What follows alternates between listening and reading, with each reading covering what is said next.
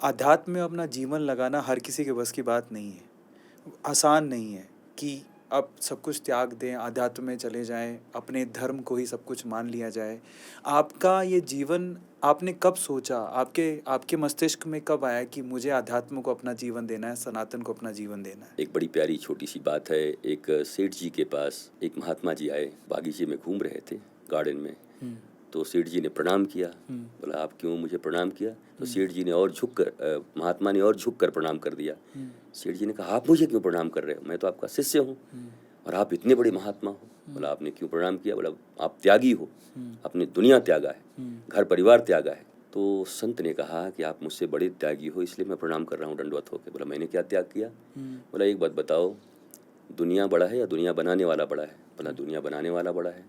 तो मैंने दुनिया बनाने वाले के लिए छोटी सी दुनिया छोड़ा, पर तुमने तो इस दुनिया के लिए दुनिया बनाने वाले को छोड़ दिया है, इसलिए बड़े त्यागी तुम हो, मैं तुम्हें प्रणाम करता हूँ। सेठ जी को समझ आ गया, उनका जीवन परिवर्तन हो गया।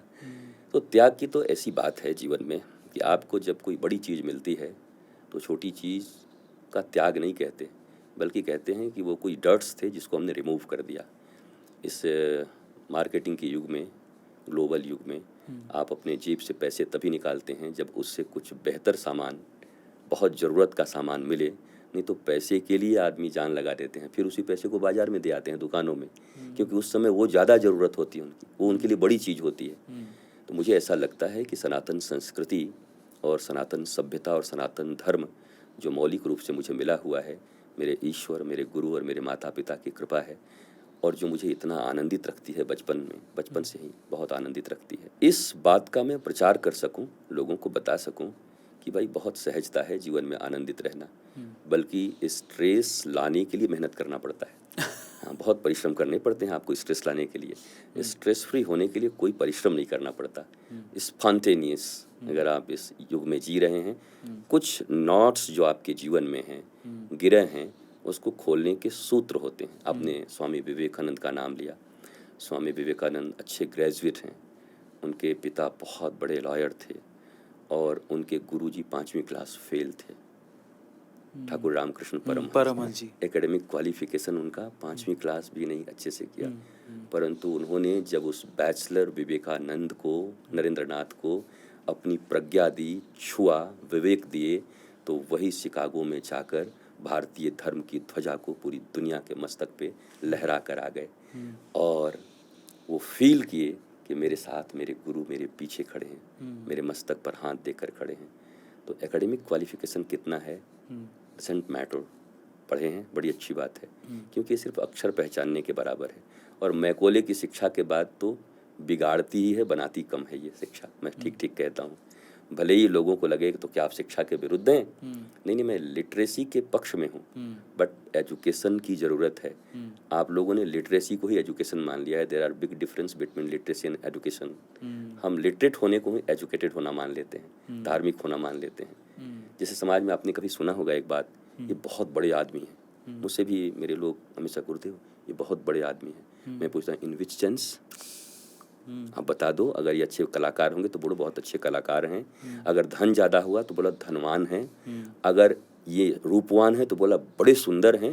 लेकिन तुमने कह दिया बहुत बड़े आदमी हैं, तो क्या ऑल सेंस में बड़े आदमी हैं? ये दिव्य ज्ञाता हैं? क्या आत्मज्ञानी हैं? क्या बहुत आनंदित है? नहीं, धन तो बहुत है, दुखी बहुत हैं। तो तुमने बड़ा कैसे कह दिया? कहो कि धन में बहुत बड़े हैं, पर सॉरोज और कैलेमिटीज इनको घेरे हुए अशांत हैं, तो बड़े नहीं हुए। एक जगह बहुत छोटे हैं, बल्कि मौलिक जगह पर बहुत छोटे हैं। एक व्यक्ति आधे घंटे तक आपसे मिलता है और कहता है अरविंद जी मेरे यहाँ पर 4 फैक्ट्री हैं, वहाँ पर 2 बच्चे हैं, एक लंदन में है, एक अमेरिका में है, और बेटी तो ये है, और मुझे ये प्राइज़ मिले, ये प्राइज़ मिला, और भारत सरकार मुझे ऐसे मानती है। आधे घंटे तक। एंड आफ्टर दैट वो कहना पर क्या कहूँ, मेरा मन शांत नहीं है। तो आप बोलेंगे मेरा आधा घंटा क्यों बर्बाद किया? फिर आपके पास क्या है?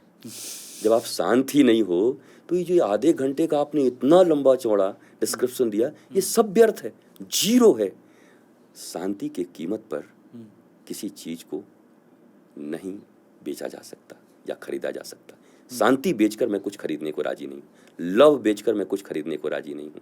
ब्लिसफुलनेस, आनंद बेचकर मैं कुछ खरीदने को राजी नहीं हूँ। और ब्लिसफुलनेस का नाम है सच्चिदानंद। श्री राम, श्री कृष्ण अर्थात राम बेचकर मैं साधारण दुनिया खरीदने को राजी नहीं हूँ, बल्कि ये दुनिया बेचकर मैं राम खरीदने को, आराम खरीदने को राजी हूँ। यही जीवन का मूल मंत्र होना चाहिए। मैं बचपन से अच्छा ही था। माँ मेरी बहुत धार्मिक रहीं और रिचुअल्स बहुत मानती, और पिताजी हमारे विज्ञान के प्रोफेसर, तो दोनों में थोड़ा अलगाव ऐसा रहता था विचारों का। एक कहाँ परम विज्ञान और एक एकदम रिचुअल्स को मानती थी। तो मैं दोनों को रीड करता था बचपन से। हमको तो बहुत बढ़िया मिला, दोनों ही एक ही घर में मिल गए, साइंटिस्ट भी मिल गए और हमको बहुत रिचुअल्स, हमारी धार्मिक माँ भी मिल गई। फिर मैं देखता था दोनों को कि कहीं पर वो कहाँ पर गड़बड़ हो रही हैं, ये कहाँ पर गड़बड़ हो रही हैं। ये रिचुअल्स मानती तो फिर साइंस को बिल्कुल इग्नोर कर देती हैं। वो साइंस मान के तो धर्म को कुछ मान ही नहीं रहे हैं, समझ ही नहीं रहे हैं। फिर मैंने मध्यस्थता की अपने छोटे से जीवन में दोनों के बीच में। हम कि आप दोनों इतने अच्छे हो, थोड़ा थोड़ा एक दूसरे को अपना दे दो ना, थोड़ा आप रिचुअल्स हो जाओ। और रिचुअल्स, ऐसे रिचुअल्स जिसके पीछे विज्ञान हो। हमारे बहुत सारे रिचुअल्स के पीछे विज्ञान है। मैं एक पुस्तक लिख रहा हूँ, साइंस बिहाइंड रिचुअल्स, रिचुअल्स के पीछे विज्ञान क्या है। तो वो दोनों चीज़ अब उन दोनों ने फिर बातचीत किया। फिर मैं आपको बड़ी प्रेम से कहता हूँ, दोनों में बड़ा प्रेम हो गया। कहते अरे ये तो प्रेम करा दिया, बच्चा ही आकर के हम दोनों के बीच में। दोनों समझने लगे। पिताजी भी धर्म की तरफ उन्मुख हुए और माता भी विज्ञान की तरफ उन्मुख हुई। हमारा ये जो हेजिटेशन है, या मैं कह सकता हूँ एक कट्टरता है कि जो साइंस में है बच्चे, मतलब आई नो साइंस, मैं रिलीजन नहीं मानता। उसको ऐसा लगता है जैसे रिलीजियस होना बहुत पुराना होना, पुराने ख्यालात का होना है। जबकि स्पिरिचुअलिटी से मॉडर्निटी इस दुनिया में कुछ नहीं है। मॉडर्न अगर कोई है तो स्पिरिचुअल है। स्पिरिचुअल होने का अर्थ है जो बेफिक्र है, आनंदित है, मस्ती में है, तो उससे मॉडर्न और कौन होगा। उससे ज़्यादा मॉडर्निटी आपको कहाँ मिलेगी।